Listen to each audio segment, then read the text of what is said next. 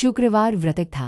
प्राचीन समय की बात है। किसी राज्य में एक बड़ा प्रतापी तथा दानी राजा राज्य करता था। वह प्रत्येक गुरुवार को व्रत रखता एवं भूखे और गरीबों को दान देकर पुण्य प्राप्त करता था। परंतु यह बात उसकी रानी को अच्छा नहीं लगता था। वह न तो व्रत करती थी और न ही किसी को एक भी पैसा दान में देती थी और राजा को भी ऐसा करने से मना करती थी। एक समय की बात है। राजा शिकार खेलने को वन को चले गए थे। घर पर रानी और दासी थी। उसी समय गुरु बृहस्पतिदेव साधु का रूप धारण कर राजा के दरवाजे पर भिक्षा मांगने को आए। साधु ने जब रानी से भिक्षा मांगी तो वह कहने लगी, हे साधु महाराज, मैं इस दान और पुण्य से तंग आ गई हूँ। आप कोई ऐसा उपाय बताएं जिससे कि सारा धन नष्ट हो जाए और मैं आराम से रह सकूं।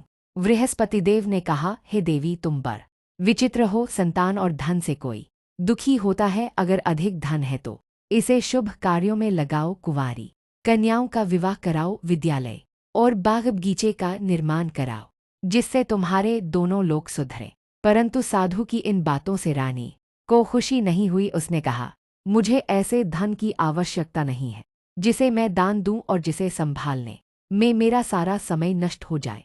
तब साधु ने कहा, यदि तुम्हारी ऐसी इच्छा है तो मैं जैसा तुम्हें बताता हूँ तुम वैसा ही करना। बृहस्पतिवार के दिन तुम घर को गोबर से लीपना, अपने केशों को पीली मिट्टी से धोना, केशों को धोते समय स्नान करना, राजा से हजामत बनाने को कहना, भोजन में मांस मदिरा खाना, कपड़ा धोबी के यहाँ धुलने डालना। इस प्रकार 7 बृहस्पतिवार करने से तुम्हारा समस्त धन नष्ट हो जाएगा। इतना कहकर साधु रूपी बृहस्पतिदेव अंतर्ध्यान हो गए।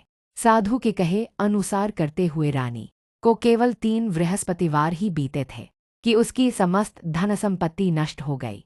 भोजन के लिए राजा का परिवार तरसने लगा। तब एक दिन राजा रानी से बोला, हे रानी, तुम यहीं रहो, मैं दूसरे देश को जाता हूँ, क्योंकि यहाँ पर सभी लोग मुझे जानते हैं, इसलिए मैं कोई छोटा कार्य नहीं कर सकता। ऐसा कहकर राजा परदेश चला गया। वहाँ वह जंगल से लकड़ी काट कर लाता और शहर में बेचता। इस तरह वह अपना जीवन व्यतीत करने लगा। इधर राजा के परदेश जाते ही रानी और दासी दुखी रहने लगी।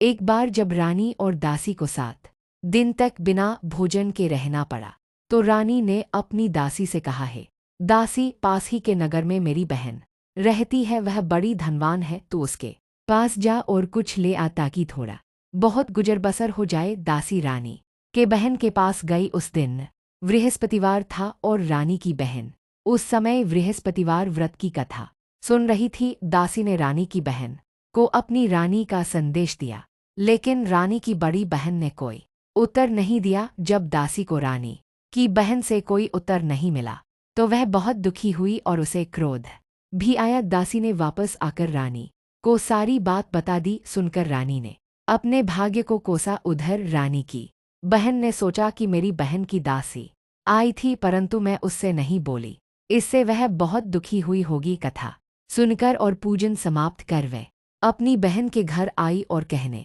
लगी, हे बहन, मैं बृहस्पतिवार का व्रत कर रही थी, तुम्हारी दासी मेरे घर आई थी, परंतु जब तक कथा होती है तब तक न तो उठते हैं और न ही बोलते हैं, इसलिए मैं नहीं बोली। कहो दासी क्यों गई थी?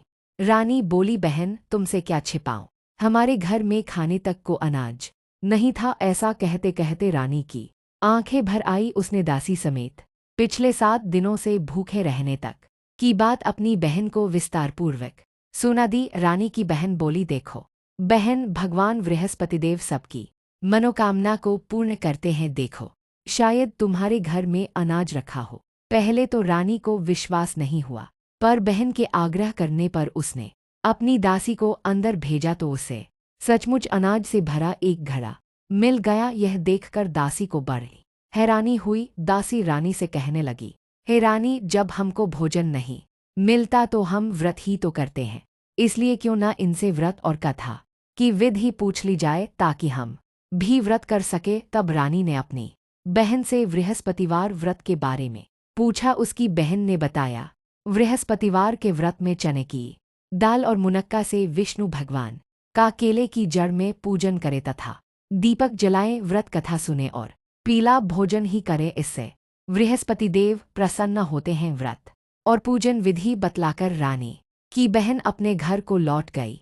7वें रोज बाद जब गुरुवार आया तो रानी और दासी ने निश्चयानुसार व्रत रखा। घुड़साल में जाकर चना और गुड़ बीन लाई और फिर उसकी दाल से केले की जड़ तथा विष्णु भगवान का पूजन किया। अब पीला भोजन कहाँ से आए, इस बात को लेकर दोनों बहुत दुखी थे। चूंकि उन्होंने व्रत रखा था इसलिए गुरुदेव उन पर प्रसन्न थे, इसलिए वे एक साधारण व्यक्ति का रूप धारण कर 2 थालों में सुंदर पीला भोजन दासी को दे गए। भोजन पाकर दासी प्रसन्न हुई और फिर रानी के साथ मिलकर भोजन ग्रहण किया।